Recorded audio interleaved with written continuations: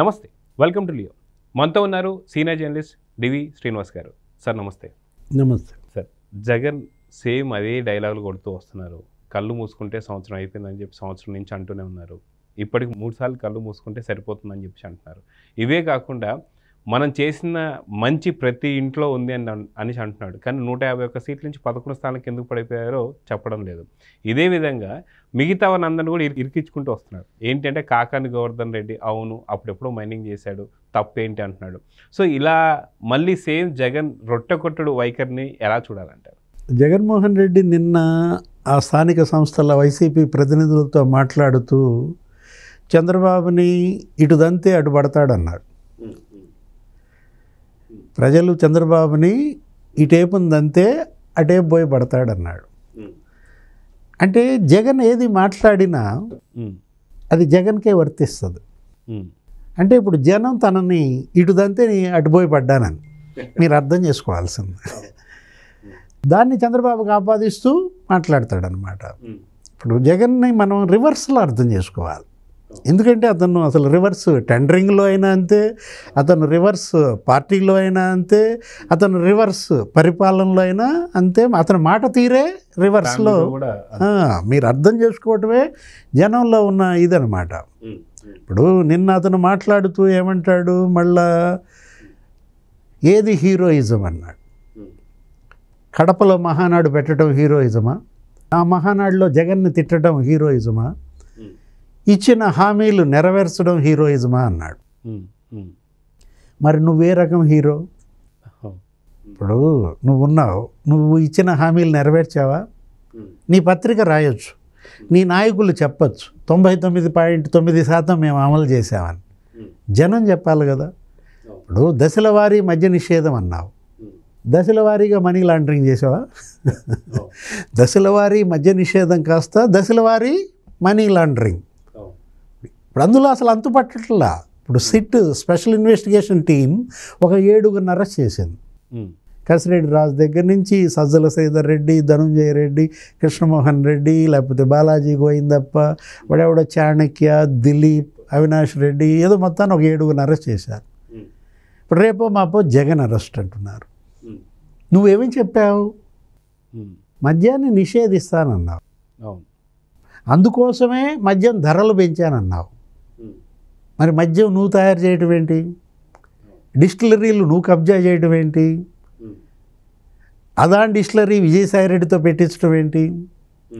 SPY distillery Mithun Reddy ఎత్తడం ఏంటి? అసలు లీలా డిస్టిలరీ ఎక్కడది? విశాఖ డిస్టిలరీని ఏమైనా బెదిరించారు? ఇప్పుడు ఇవాళ నువ్వే మద్యం తయారు చేయటం, నువ్వే సరఫరా చేయటం, చివరికి నీ వాళ్ళే అమ్మడం, వసూళ్ళు చేయడం. ఇప్పుడు రోజుకు 2 కోట్ల చొప్పున మీరు వసూలు చేశారని, ఆ వసూలు చేసిన డబ్బుతో మీరు బంగారం కొన్నారు. ఏదో 1000 కోట్లు బంగారం, ఒక 4 సంస్థలు బంగారపు జ్యువెలరీస్, ఏదో పద్మావతి జ్యువెలరీస్ అంట, 107 కోట్లు పెట్టి అక్కడ బంగారం కొన్నాడు. ఒక్క మ్యాన్షన్ హౌస్ ఆడే నీకు 195 కోట్లు బంగారం ఇచ్చాడంట. మరి ఆఫీసర్ ఛాయిస్ ఎంత ఇచ్చి ఉంటుంది? లేకపోతే టీచర్ ఛాయిస్ ఎంత ఇచ్చి ఉంటుంది? అంటే ప్రతి బ్రాండ్కి 200 కోట్లు బంగారం ఇస్తేనే నువ్వు ఇక్కడ మా రాష్ట్రంలో మద్యం అమ్మాలా? ఏం చేసావు ఆ బంగారం అంతా? అసలు అంత బంగార పిచ్చ ఏంటి? డబ్బు పిచ్చ, మా బంగార పిచ్చ, అధికార పిచ్చ. ఇవాళ జగన్మోహన్ రెడ్డికి ఈ పరిస్థితి. ఇటుదంతే అటు పడ్డా. ఇప్పుడు తన్నిందెవరు, తన్నించుకుందెవరు? ఇప్పుడు క్వశ్చన్ ఇవాళ జగన్మోహన్ రెడ్డిని జనం అడుగుతున్న ప్రశ్న ఏంటంటే, తన్నింది జనం, పడింది జగన్. ఇప్పుడు నీకు కడప జిల్లా ఉంది, మహానాడు పెట్టారు కదా. ఆ కడప మహానాడు 10 ఉమ్మడి జిల్లాలో 10 స్థానాల్లో మొన్న ఎన్ని గెలిచారు? మొన్న 10కి 10 స్వీప్ చేసావు కదా. లేదు, అసలు తెలుగుదేశంకి అక్కడ గెలిస్తే ఒకటే గెలుస్తారు, ఏదో పొద్దుటూరో ఏదో. అట్లాంటిది ఇప్పుడు మరి తెలుగుదేశం 7 ఎలా గెలిచింది? నీకు 3 పులివెందుల, రాజంపేట, బద్వేల్. ఎటుపోయి పడ్డావు తంతే? అంటే కడప నీ సొంత జిల్లాలోనే నిన్ను దంతే ఎక్కడ పడ్డావు? లేదు, అసలు నువ్వేమని చెప్పావు? ఇప్పుడు రాయలసీమ నిన్ను నెత్తిన పెట్టుకున్నారు, 52 స్థానాలు కదా, తెలుగుదేశంకి 3 ఇచ్చారు. ఏమిటి ఆ 3? కుప్పం చంద్రబాబు, హిందూపురం బాలకృష్ణ, ఉరవకొండ కేశవ్, పయ్యావల. 49 స్థానాల్లో నిన్ను సీమ ప్రజలు నెత్తిన పెట్టుకుంటే నువ్వు వాళ్ళకి ఎంత చేయాలి? ఎంత వాళ్ళు రగిలిపోయారు నీ మీద నువ్వు చేసిన దానికి. అందుకు కాదు నిన్ను తంతే 7 స్థానాల పడ్డావు. అంటే రాయలసీమలో 49 స్థానాలు ఎక్కడా, 7 స్థానాలు ఎక్కడా? ఇంతకన్నా బాగా దండించుకుంటారా? ఇప్పుడు ఉత్తరాంధ్ర నువ్వే చెప్పావు, ఏమని? నేనే వచ్చి కాపురం పెడతా విశాఖలో అన్నావు. అక్కడ నాకు ఒక ఇల్లు కావాలన్నావు, అసలు ఋషికొండ గుండు కొట్టావు. ఒక 600 కోట్లతో పెద్ద ప్యాలెస్ కట్టావు, లేకపోతే బాత్ టబ్ 40 లక్షలంట, కమోడ్ 15 లక్షలంట, ఫ్యాను 3.5 లక్షలంట పెట్టుకున్నావు. ఏం చేశారు వాళ్ళు? ఉత్తరాంధ్రలో 32 స్థానాలు, 32 స్థానాల్లో వాళ్ళు ఉత్తరాంధ్ర జనం తంతే ఎక్కడ పడ్డా 2 స్థానాల. అక్కడ దాకా ఎందుకు? అసలు కృష్ణా గోదావరి మన జిల్లాలకు వద్దాం. అమరావతి నువ్వేమని చెప్పావు ఆ రోజు? నేను ఇక్కడ ఇల్లు కట్టుకున్నాను, చంద్రబాబు ఇక్కడ ఇల్లు లేదు, ఆ లింగమనేని ఆయన ఇంటూ అద్దుకుంటున్నాడు, ఏదేదో రకరకాలుగా ప్రచారం చేశావు నువ్వు, నీ మీడియా. అమరావతిని చంపేయాలని చూసావు. అమరావతి మీద ఇతర ప్రాంతాల్లో ద్వేషం పుట్టించావు. అది కమ్మరావతి అన్నాడు, ఎడార్ అన్నాడు, శ్మశానం అన్నాడు. అసలు నువ్వు ఎంత కక్ష కట్టాడంటే ఒక ప్రాంతం మీద మొదటిసారి ఒక నాయకుడు ఒక ప్రాంతం పైన కక్ష కట్టడం అనేది. వాళ్ళపైన కేసులు పెట్టించాడు. వాళ్ళు పాపం ఒక 1500 రోజులు వాళ్ళు ఉద్యమాలు, ధర్నాలు, నిరాహార దీక్షలు, వాళ్ళు ఉసురు పోసుకున్నాడు. అసలు కృష్ణా గోదావరిలో ఇప్పుడు నీకు ఎన్ని సీట్లు? తంతే 2 సీట్లలో పడ్డావా? అంటే చంద్రబాబుని ప్రజలు తంతే ఈ మూల ఆ మూల పడతాడని జగన్ అన్న మాటలు అవి ఎవరికి వర్తిస్తాయి? జగన్కి వర్తిస్తాయి. నేను మళ్ళీ సినిమా చూపిస్తా అంటాడు. ఇప్పుడు వాళ్ళు నీకు సినిమా చూపిస్తున్నారని నువ్వు అర్థం చేసుకోవాలి. ఇప్పుడు జగన్ ఏది చెప్పినా దానికి నువ్వు రివర్స్లో అర్థం చేసుకోవాలి. నిన్న మాట్లాడితే ఏమన్నాడంటే, ఉచిత బస్సు అన్నారు, మా కడప మహిళలు ఎప్పుడు ఉచిత బస్సు పెడతారా అని ఎదురు చూస్తున్నారు, ఉదయాన్నే కడపలో బయలుదేరి సాయంత్రానికి విశాఖకి వెళ్ళి మళ్ళా వచ్చేయచ్చు. కడప విశాఖ ఎంత దూరం? 750 కిలోమీటర్లు. కడపలో నువ్వు ఉదయం బయలుదేరితే విశాఖ రాత్రికి చేరుతావు, సాయంత్రానికి కడప వచ్చేస్తావా? హెలికాప్టర్ అనుకుంటున్నాడేమో సార్ అది కూడా. అంటే ఇతనికి కడప విశాఖ మధ్య దూరం ఎంతో, ప్రయాణ సమయం ఎంతో కూడా తెలియని జగన్మోహన్ రెడ్డి ఈ రాష్ట్రాన్ని ఎలా పరిపాలించాడు? 5 ఏళ్ళు ముఖ్యమంత్రిగా. హీరోయిజం గురించి మాట్లాడతాడు. ఏది? అదే మహానాడు పెట్టడం హీరోయిజం కాదు కడపలో, లేకపోతే తిట్టడం జగన్ని హీరోయిజం కాదు అంటాడు. ఏది హీరోయిజం? అమ్మపై కేసు పెట్టడం హీరోయిజమా? అరే తల్లిపై NCLTలో విజయమ్మ మీద కేసు వేసి నువ్వు ఇచ్చిన గిఫ్ట్ డీడ్ రద్దు చేయటం, అంతకు మించిన హీరోయిజం నువ్వు చూసావా? లేదు. చెల్లి ఆస్తులు మింగేయటం హీరోయిజమా? విజయమ్మ చెప్తోంది 4 మనవళ్ళకి మనవ బిడ్డలకి సంతానం సమాన వాటా అని. రాజశేఖర రెడ్డి చెప్పాడంటే అబ్బే మొత్తం ఆస్తి అంతా నా 2 కూతుళ్ళకే ఉండాలనేది అంతకు మించిన హీరోయిజం ఏముంది?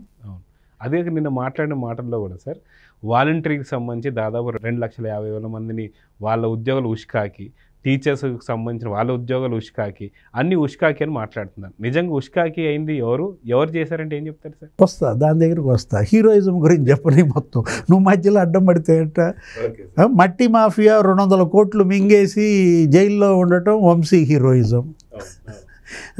లేకపోతే మరి పోసాని హీరోయిజం ఎక్కడున్నాడు? కనపడ్డాడు అసలు? అసలు బైపాస్ సర్జరీ చేసుకున్న కొడాలినోని హీరోయిజం మామూలు హీరోయిజం కాదు. ఇతని హీరోయిజం ఏంటంటే సజ్జల పెద్ద హీరో. ఎందుకు? అక్కడ సీకే దిన్నే మండలంలో మరి 64 ఎకరాలు కబ్జా చేశాడంటే ఎంత హీరోయిజం అది? అటవీ శాఖకు సంబంధించి. అవును. అసలు పెద్దిరెడ్డి అసలు హీరోయిజం మామూలు హీరోయిజం కాదు. అతను మంగళంపేట అడవుల్లో ఏకంగా 75 ఎకరాల అటవీ భూమి కబ్జా, బుగ్గమఠం భూములు కబ్జా. అసలు నీకు 20 మండలాల్లో 14,000 ఎకరాలు కబ్జా. హీరోయిజం చూసావా? అరే రఘునాథ్ రెడ్డి అతను ఒక హీరో, 100 ఎకరాల కబ్జా. పిన్నెల్లి రామకృష్ణారెడ్డి, వెంకటరామరెడ్డి వాళ్ళు ఒక పెద్ద హీరోయిజం. అంటే జగన్ హీరోయిజం ఏంటి అంటే న్యూడ్ వీడియోలు చేసే గోరంట్ల మాధవ్, ఆ హీరోయిజం ఎవరికన్నా ఉందా?